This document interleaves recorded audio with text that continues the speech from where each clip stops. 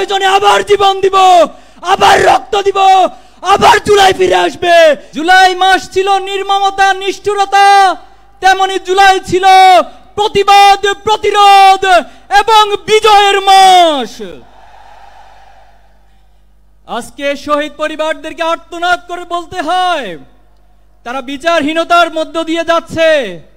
তারা জুলাইয়ের আকাঙ্ক্ষার যে প্রত্যাশা ছিল, এখনো শহীদ পরিবার তা পাচ্ছে না। এর যে দুঃখজনক, আমাদের জন্য আর কিছুই হতে পারে না। অন্তর্বর্তী সরকারকে বলতে চাই, আপনারা স্বাভাবিক কোন প্রক্রিয়ায় ক্ষমতায় বসেন নাই। হাজার হাজার ছাত্র জনতার রক্তের উপরে আপনারা ক্ষমতায় বসেছেন। এজন্য আমাদেরকে সংবিধানের হাইকোর্ট দেখাবেন না।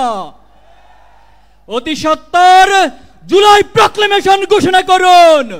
এই জুলাই মাসের মধ্যে শহীদ গাজীদের স্বীকৃতি দিয়ে জুলাই প্রক্লেমেশন ঘোষণা করতে হবে। সংগ্রামী উপস্থিতি, বাংলাদেশের শিক্ষাঙ্গনগুলোকে গত 15 বছর সন্ত্রাস, মাদকের অভয়ারণ্যে পরিণত করা হয়েছে। আজকে যে নতুন বাংলাদেশের স্বপ্ন তৈরি হয়েছে, বাংলাদেশের ছাত্র সমাজ, যুব সমাজ, এই দেশবাসী নতুন করে স্বপ্ন দেখতে শুরু করেছে। কিন্তু দুঃখজনক হলেও সত্য, এতগুলো সংস্কার কমিশন গঠন হয়েছে, অথচ শিক্ষা জাতির মেরুদণ্ড, শিক্ষার মধ্য দিয়ে একটি জাতি অগ্রসর হয়, সেই শিক্ষা সংস্কারের কোন কমিশন গঠন করা হয় নাই।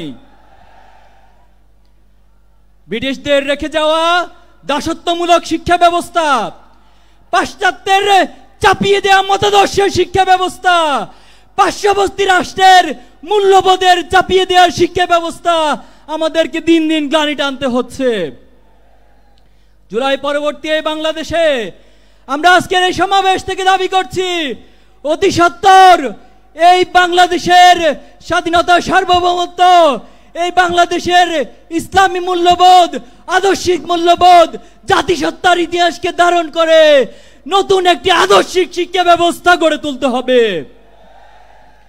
ছাত্র জনতার প্রাণের দাবি শিক্ষাঙ্গনগুলোতে দ্রুত ছাত্র সংসদ নির্বাচন।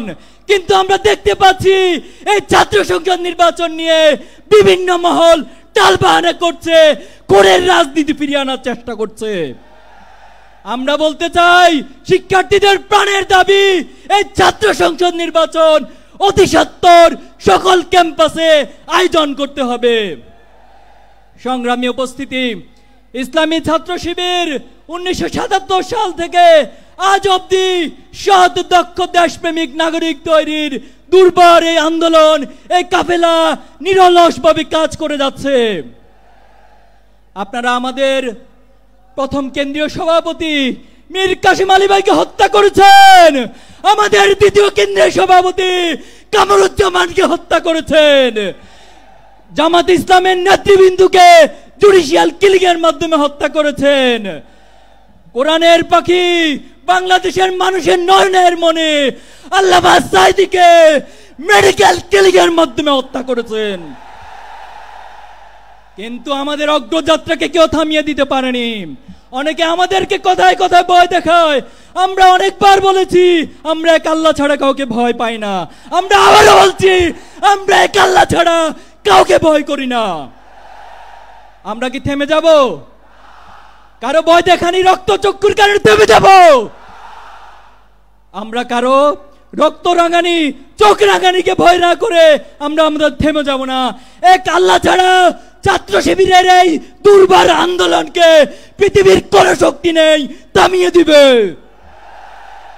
সংগ্রামী উপস্থিতি, অনেক রক্ত, অনেক ত্যাগের মধ্যে দিয়ে আজকে এখানে দাঁড়িয়েছি।